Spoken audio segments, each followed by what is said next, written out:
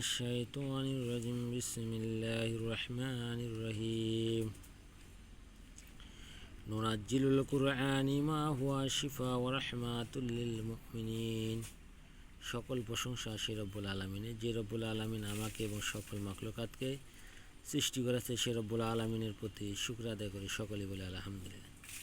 প্রিয় দর্শক ভাই ও বোনেরা, আজকে আমি আপনাদের মাঝে যে তদবিরটি নিয়ে হাজির হয়েছি, তদবিরটি হলো জিন শরীরে পুড়িয়ে মারার আয়াত। জিন কি আসলে পুড়ে যায় বা জিন মরে যায় বা এরকম কোনো আমল আছে বা জানেন বা কেউ শিখিয়েছে, তা আমার জানা নাই। তাই আজকে বলবো জিন পুড়ে যায় কিভাবে বা জিন শরীর থেকে সরে যায় কিভাবে। জিন শরীরে পুড়ে যায় বলতে, যখন এই আমলটা আপনি পাঠ করবেন বা আমলটা করে রোগীর শরীরে ফু দিবেন, তখন এই আমলের যে শক্তি, যে তেজ, এই তেজটাকে জিন কখনো ধরে রাখতে পারবে না।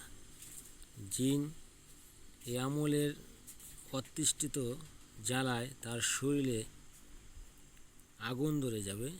সে আগুনের চোটে অস্থির হয়ে সে শরীর থেকে দূরে চলে যাবে এবং সেইখানে সে অস্থির হয়ে মারা যাবে।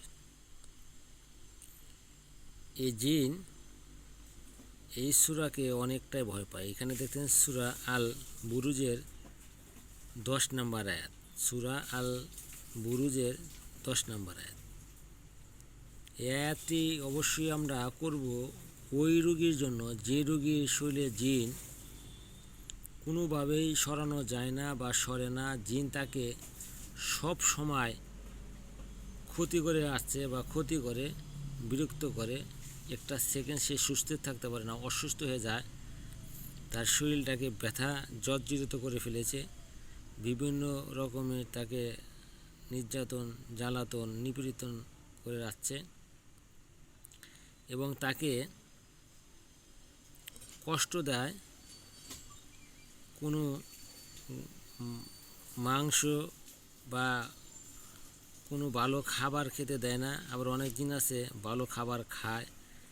এক এক জিন এক এক রকমের হয়ে থাকে। তাই যে কোনো ধরনের জিন হোক না কেন, এই আমল দ্বারা আপনি কিন্তু অবশ্যই তাকে তার শরীর থেকে সরাই ফেলতে পারবেন। এই আয়াতটা আপনি 21 বার করে পড়ে তার শরীরে ফু দিবেন এবং এই আয়াতটা সরিষার তৈলের মধ্যে ভিজিয়ে রেখে দিবেন। সে যেন 21 দিন এই আমলটা করে এবং 21 দিন এই তেলটা ব্যবহার করে। তাহলে জিন তার শরীর থেকে চিরতরের জন্য চলে যাবে। জিন আর কখনো তার শরীরে আসবে না।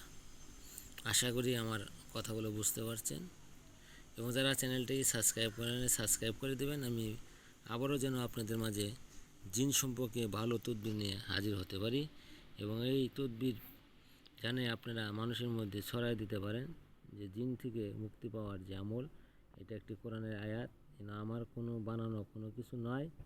আপনারা সরাসরি সূরা আল বুরুজের 10 নম্বর আয়াত পড়ে এই আমলটি করতে পারেন এবং অন্যকে সূরা আল বুরুজের 10 নম্বর আয়াত আপনারা শিখিয়ে দিতে পারেন, যাতে আয়াত দ্বারা তারা উপকৃত হতে পারে। আর আমি যেভাবে নিয়মটি বললাম ঠিক ওইভাবে নিয়মটি মেনে কাজ করবেন, অবশ্যই ইনশাল্লাহ আশা করি আপনাদের কাজ হবে। আসসালামু আলাইকুম।